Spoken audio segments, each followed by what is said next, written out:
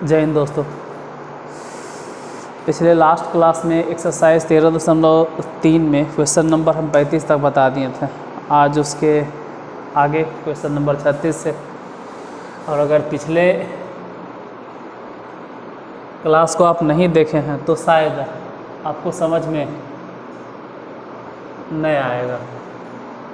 तो उसके लिए आपसे रिक्वेस्ट है क्लास स्टार्ट करने से पहले कि अगर आप परमुटेशन कॉम्बिनेशन को समझना चाहते हैं सही तरीके से तो शुरू से इस क्लास को देख लीजिए। इसका प्लेलिस्ट बना हुआ, अगर स्टार्टिंग से देखते आते हैं तो ठीक है, नहीं तो फिर समझ में नहीं आएगा। चलो क्लास को स्टार्ट किया जाए, ज़्यादा बकवास नहीं।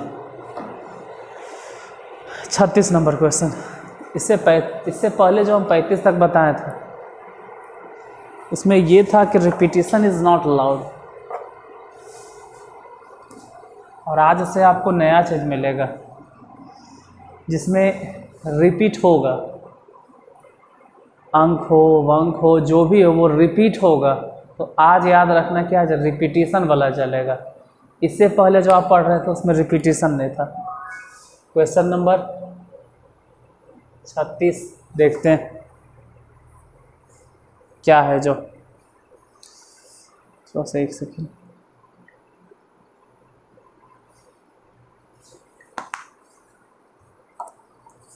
छत्तीस। एक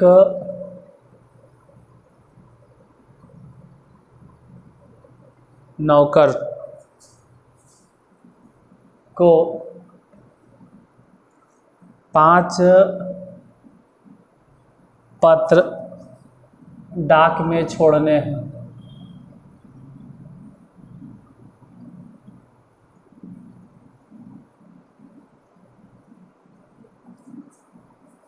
यदि वहाँ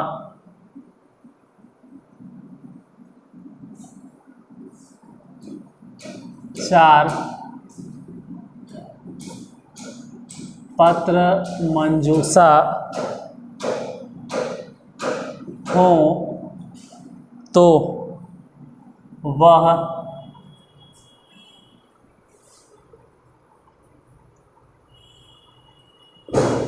कितने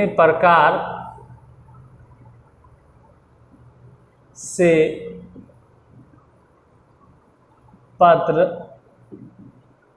छोड़ सकता है।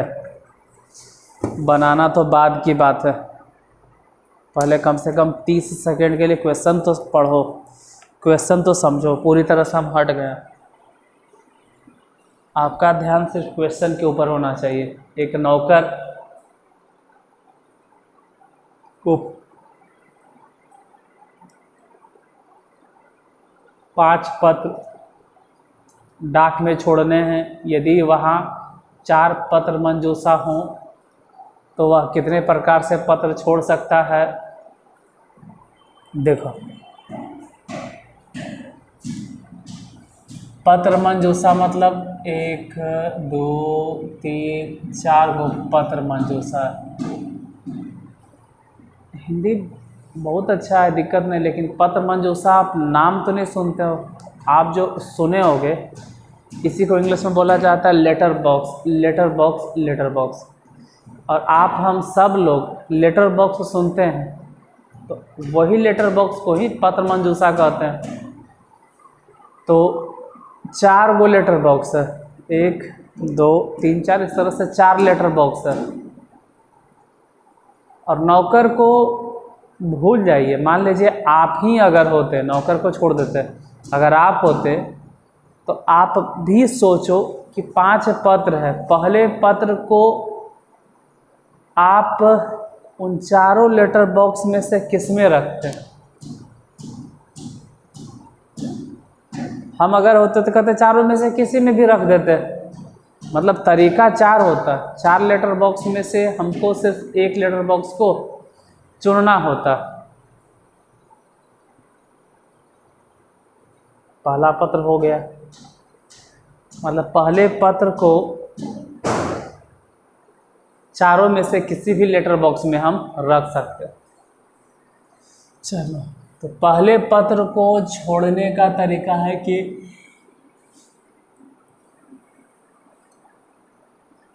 आपकी जगह पहले पत्र को छोड़ने का तरीका, जैसे फर्स्ट लेटर, पत्र मंजूषा आता, first letter, second letter and third letter, fourth letter and fifth letter. Letter आपके पास 5 गो है, तो पहला पत्र को अगर हम छोड़ते हैं तो मेरे पास ऑप्शन है कि 4 गो लेटर बॉक्स है, चारों में से किसी में भी रख दीजिए तो 4 तरीका।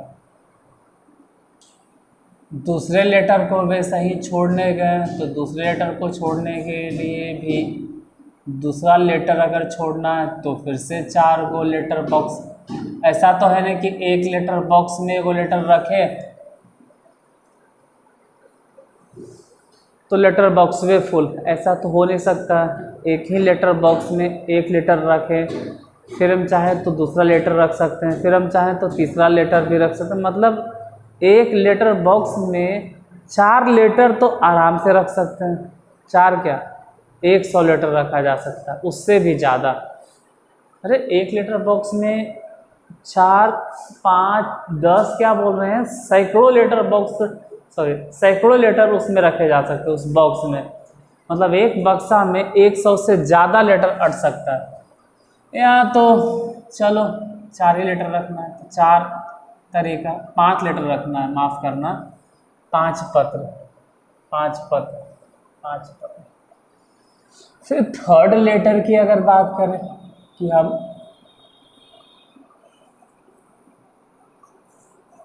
तीसरे पत्र को रखना चाहते हैं तो तीसरे पत्र को रखने के लिए मेरे पास 4 लेटर बॉक्स है। उसी तरह से चौथे लेटर को छोड़ने के लिए भी मेरे पास 4 बॉक्स है, और 5वें लेटर को छोड़ने के लिए भी मेरे पास 4 लेटर बॉक्स है। तो कुल मिलाकर 4, 4, 4, 4। अगर देखा जाए तो डायरेक्ट कह सकते हैं कि 4 पे पावर 5, और यही आंसर 4 टू दी पावर 5। हो सकता है कि स्टार्टिंग क्वेश्चन है तो आपको समझ में नहीं आया कि आंसर कैसे हो गया। ये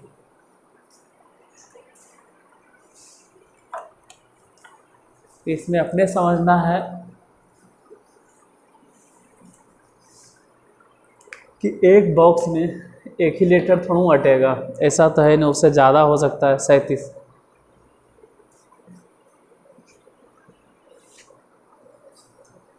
तीन इनामों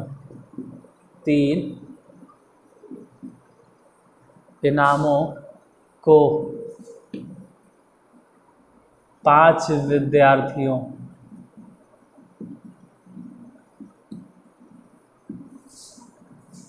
को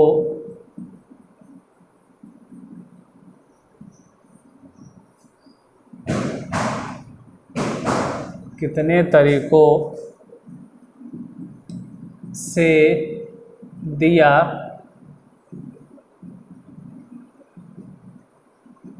जा सकता है, जबकि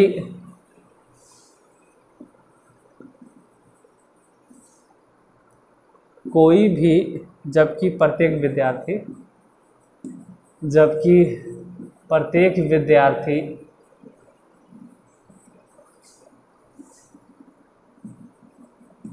कोई भी इनाम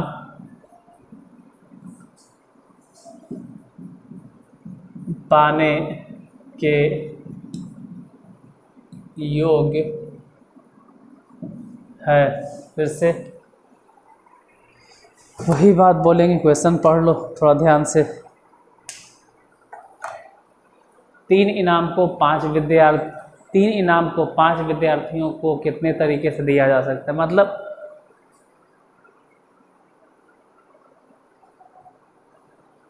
क्वेश्चन में ये बोलना चाह रहा है, क्वेश्चन ये कहना चाह रहा है कि 5 विद्यार्थी हैं, लेकिन विद्यार्थियों को तो बांटना नहीं है। इसमें ऐसा लिखा गया कि इनामों को 5 विद्यार्थियों को, तो इसमें वैसा ही लिखा हुआ था इसलिए हम इसे लिख दिए। मतलब हम समझाते हैं कि इनाम है 3 गो, अब विद्यार्थी है 5, तो अपने सेंस ऑफ ह्यूमर लगाओ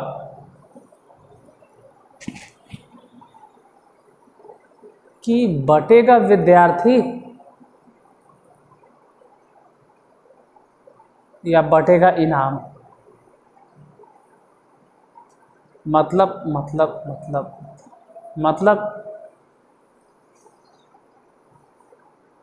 हम ऐसे कह सकते हैं कि पहले इनाम को बांटने का तरीका 5,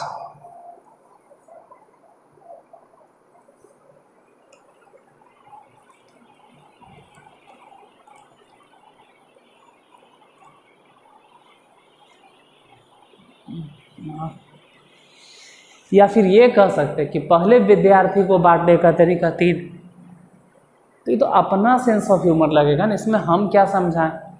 हम तो आपको रास्ता दिखा सकते हैं, चलना तो आपको मतलब आपको अपना दिमाग लगाना। हम सिर्फ ये थोड़ा सा हिंट दे सकते हैं कि बांटना इनाम को है, और अपने आप को सोचना है कि ज़्यादा अच्छा कौन लग रहा है सुनने में। और अच्छा की क्या बात है यार, इनाम को बांटना है विद्यार्थियों में। जैसे पहला इनाम उठाएं, और पहला इनाम हम बांट सकते हैं, कितने विद्यार्थी में बांट सकते हैं।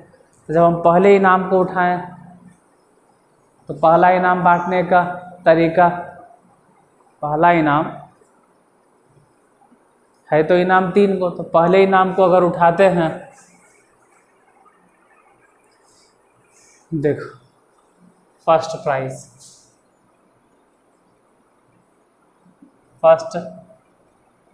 प्राइज मान लो, सेकेंड प्राइज और थर्ड प्राइज। तो पहले इनाम को अगर हम बांटते हैं तो कई विद्यार्थियों में बांट सकते हैं, 5 विद्यार्थियों में से। उसी तरह से सेकेंड प्राइज भी 5 में से किसी को दे सकते हैं, क्योंकि यहाँ पे साफ साफ लिखा गया कि प्रत्येक विद्यार्थी कोई भी इनाम पाने योग्य है। मतलब फर्स्ट सेकेंड थर्ड वो तीनों पा सकता है। थर्ड प्राइज वो भी 5 में से किसी को भी मिल सकता है। मतलब कि पहला इनाम जिसको मिल गया, हो सकता है कि उसी आदमी को फिर से दूसरा इनाम भी मिल जाए, या नहीं भी हो सकता है। जैसे हो सकता है जिसको दूसरा इनाम मिल गया, तीसरा इनाम किसी और को मिले, या हो सकता है उसी को मिल जाए जिसको फर्स्ट सेकेंड मिला। तो इस हिसाब से ऑप्शन तो आपके पास 125 हो जाएगा। या फिर इसी को ऐसे भी लिख सकते हैं कि 5 पे पावर 3। वो तो आंसर पे डिपेंड करता है कि आंसर किस तरह से दिए हुए। क्या 5 के पावर 3 लिख ले है, या फिर डायरेक्ट 125 है। तो वो तो जो भी आंसर का है उसके हिसाब से आप मिला लीजिएगा। दोनों एक ही चीज़ है, चाहे हम 125 बोले चाहे 5 के पावर 3 बोले। क्वेश्चन नंबर 38,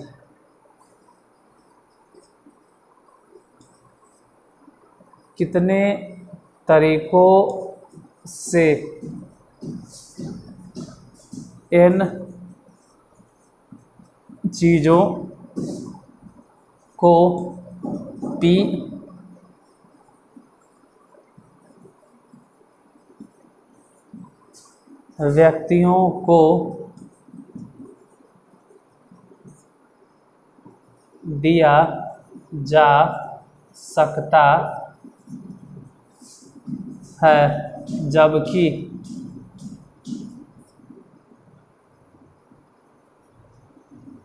प्रत्येक व्यक्ति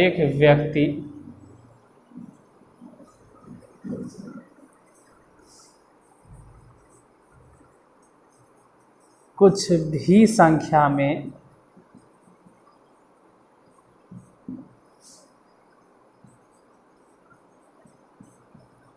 चीज पा सकता है। कितने तरीकों से इन चीज़ों को पी व्यक्तियों को दिया जा सकता है, जबकि प्रत्येक व्यक्ति कुछ भी संख्या में चीज़ पा सकता है। कुछ भी संख्या मतलब हो गया कि एक ही व्यक्ति सब चीज़ों को पा सकता है। जैसे यहाँ पे मेन ध्यान देना है कि आपको बांटना ये है चीज़ें और पी व्यक्तियों में। तो मान लो कि पहले चीज़ को बांटेंगे, पहला चीज़ तो कई व्यक्तियों में दे सकते हैं, पी व्यक्तियों में। फिर हम दूसरा चीज़ उठाते हैं, से एन चीज़ है, एन चीज़ को संभाल कर रखिए और दूसरा चीज़ आप पी व्यक्तियों में बांट सकते हैं। फिर वैसे ही तीसरा चीज़ पी व्यक्तियों में बांट सकते हैं। फिर चौथा चीज़ फिर से पी व्यक्तियों में बांट सकते हैं। फिर पांचवा चीज़ पी व्यक्तियों में बांट सकते हैं। मतलब ऐसा नहीं है कि अगर आप पहले व्यक्ति को कोई सामान दे दिए तो उसी व्यक्ति को आप दूसरा सामान नहीं दे सकते हैं। यहाँ तो कहा गया कि आप प्रत्येक व्यक्ति को, मतलब पहला व्यक्ति अगर एक सामान ले लिया तो पहला ही व्यक्ति दूसरा सामान ले सकता है। अगर अच्छा नसीब हुआ तो तीसरा सामान भी ले सकता है, चौथा भी ले सकता है, पाँचवा भी उसको प्राप्त हो सकता है। पाँचवा क्या हो सके तो एन के एन चीज़ पहले व्यक्ति को हासिल हो जाए। मतलब ये नहीं कहा गया कि रिपीट इज़ नॉट अलाउड, ऐसा बोला ही नहीं गया है कि एक व्यक्ति एक ही सामान लेगा दूसरा सामान नहीं लेगा, ऐसा तो कहबे नहीं किया।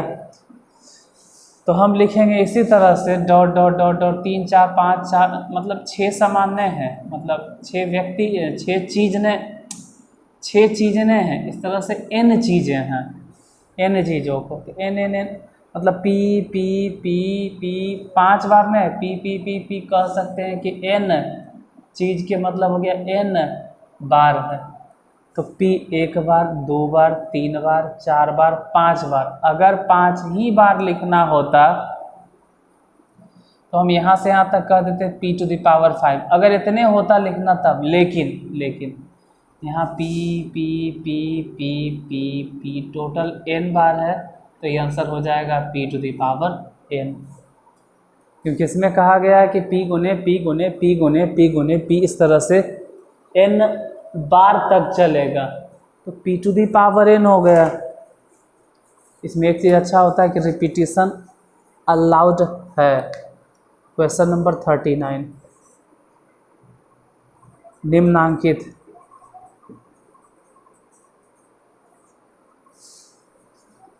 पाँच इनामों को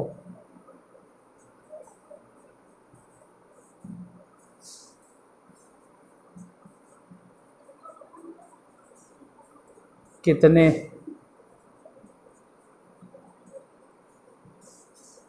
विभिन्न तरीकों से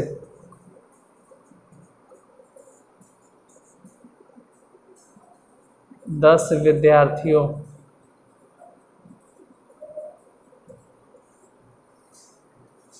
में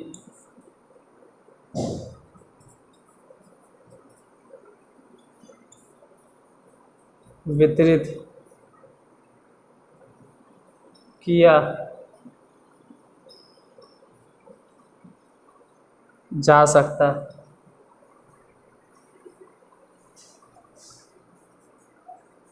प्रथम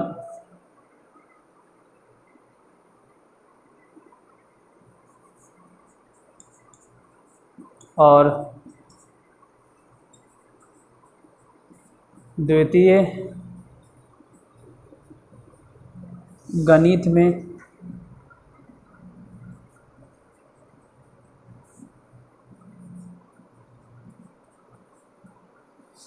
प्रथम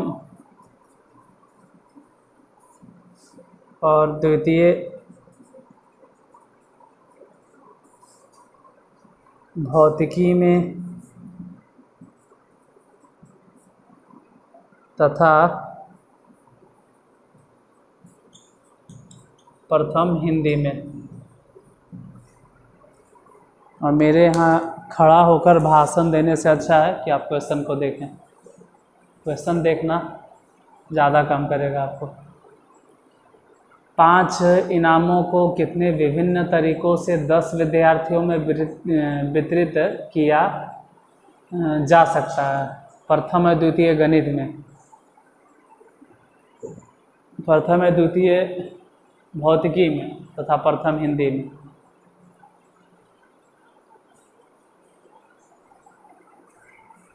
मतलब अगर गणित की बात करें तो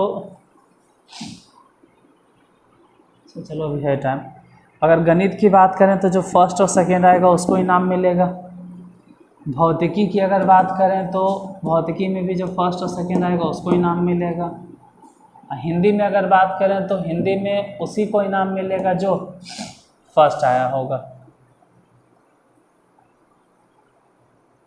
बन तो इतने जगह में जाएगा जितना जगह नीचे है, काफ़ी जगह इतने में बन जाएगा, यही समझिएगा थोड़ा सा।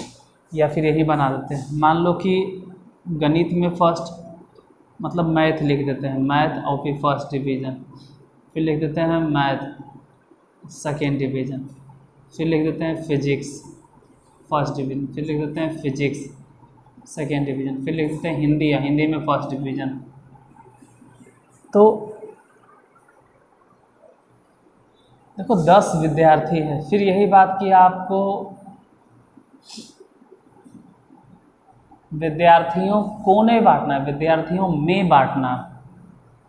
तो मैथ का फर्स्ट प्राइज किसको जाएगा? मैथ का फर्स्ट प्राइज 10 विद्यार्थी हैं, हम 10 विद्यार्थी में से किसी को भी मैथ का फर्स्ट प्राइज दे सकते हैं। मैथ का अगर फर्स्ट प्राइज देना हो तो 10 विद्यार्थी में से कोई भी विद्यार्थी मैथ में फर्स्ट आ सकता है।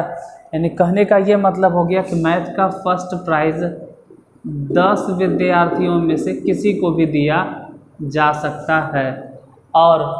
और एक बात यहाँ ध्यान देना, मैथ में जो विद्यार्थी फर्स्ट आ गया, ध्यान से सुनिएगा,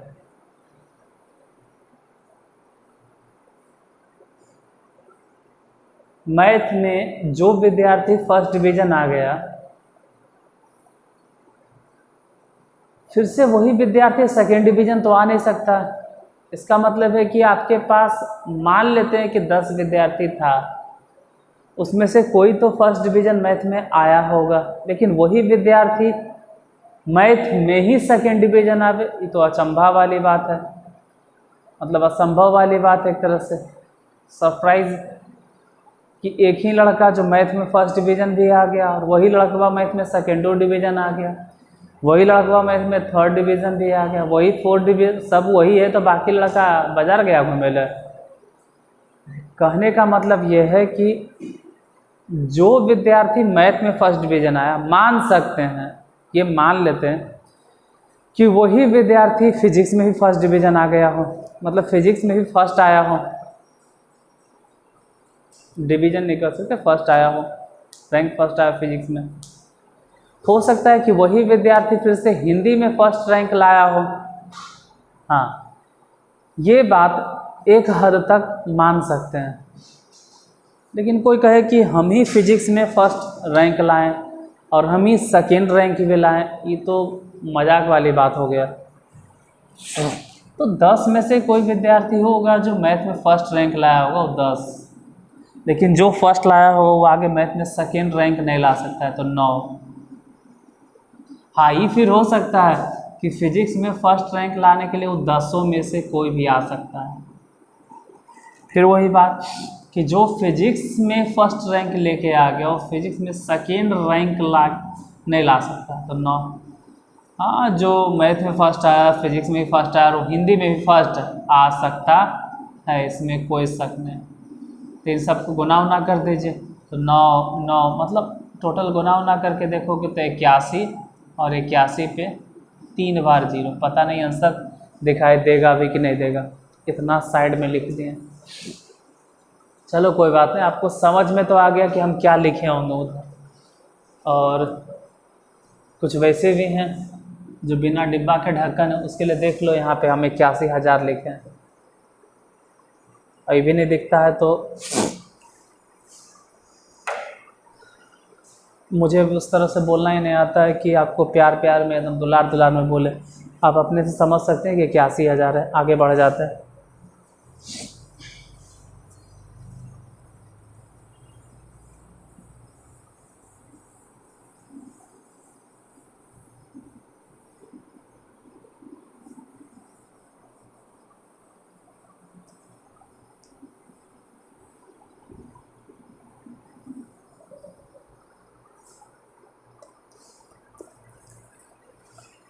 क्वेश्चन नंबर 40।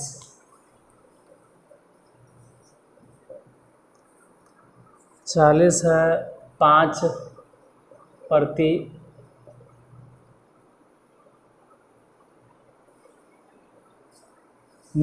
को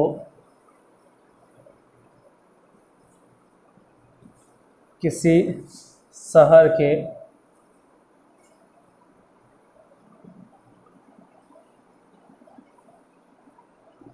छह होटलों में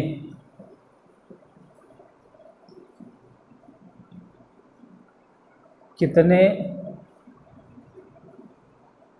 तरीकों से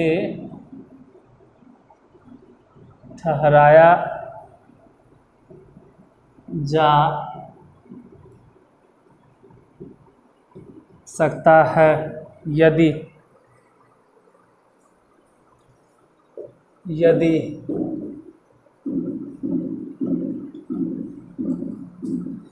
किसी तरह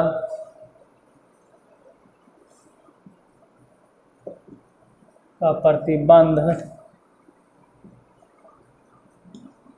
न हो।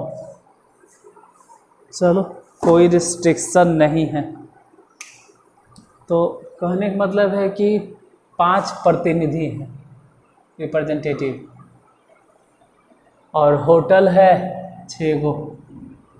तो फिर यहाँ पे थोड़ा सा मजाक जैसा लगेगा कि हम मजाक कर रहे हैं या फिर कोई मजाक कर रहा है। तो थोड़ा सीरियसली सोचने वाली बात है कि एक प्रतिनिधि को ठहराने का कितना तरीका है आपके पास। जैसे होटल है 6, तो पहले प्रतिनिधि को आप 6 होटल में से किसी भी होटल में भेज सकते थे। और ऐसा तो है नहीं कि एक होटल में एक ही प्रतिनिधि रहेगा। मतलब क्या, अगर ऐसा कहते हैं तो आपके कहने का मतलब ये हुआ कि एक होटल में मात्र एक ही कमरा है। तो फिर होटल ने ये तो झुग्गी के भी लायक नहीं। एक होटल में एक कमरा कैसे हो सकता है? अरे 20, 25, 30, 50, 60 इस तरह से कमरा होगा। एक होटल में बहुत सारा कमरा रहता है। तो बहुत सारा कमरा और रिप्रेजेंटेटिव कै गो है, मतलब प्रतिनिधि हिंदी में प्रतिनिधि बोलते हैं। प्रतिनिधि कै गो है? 5 गो। तो पहले प्रतिनिधि को आप कई होटल में भेज सकते हैं? 6 में से किसी भी होटल में भेज सकते हैं। चलो 6 में से किसी होटल में हम पहले प्रतिनिधि को भेजें। मतलब पहले प्रतिनिधि को हम 6 होटल में से किसी भी भेज सकते हैं। और दूसरा प्रतिनिधि, उसके लिए भी 6 होटल है। तीसरा प्रतिनिधि, उसके लिए भी 6 होटल है, क्योंकि होटल 1-2 आदमी भरता नहीं। तीसरे प्रतिनिधि के लिए 6 होटल, मतलब 1, 2, 3, 4 और 5वें प्रतिनिधि के लिए भी 6 होटल। तो 6 ऐसे 5 बार, तो 6 पे पावर 5 है, ध्यान देना। 6 टू द पावर 5, मतलब 6 गुने 6। इस तरह से 6 5 टाइम्स गुना कीजिए। जितना आएगा वो आंसर, और नहीं आएगा तो जैसे है, अगर गुना नहीं आता है तो ऐसे ही छोड़ दीजिए। तो परमुटेशन और कम्बिनेशन में पहली बार ऐसा मिला जो लगातार, आज के पूरा क्लास में लगातार सब में रिपीटिशन इज अलाउड। रिपीटिशन की अनुमति, मतलब क्या बोलते हैं, पुनरावृत्ति की अनुमति है, पुनरावृत्ति की अनुमति है। इससे पहले कभी कभी 1-2 क्वेश्चन में मिला भी होगा जहाँ पुनरावृत्ति की अनुमति नहीं है। तो उसके साथ साथ ये भी, मतलब पुनरावृत्ति की अनुमति है, मिला होगा, तो वहाँ ये भी मिला होगा पुनरावृत्ति की अनुमति नहीं। आज पूरे क्लास में यही समझा है जहाँ पुनरावृत्ति की अनुमति है। इसके आगे अभी और भी क्वेश्चन हैं। सब क्वेश्चन के लिए मिलते हैं अगले क्लास में, अगले वीडियो में, इस एक्सरसाइज के साथ में। तब तक के लिए पढ़ते रहो, अपना ख्याल रखिए। जय हिंद।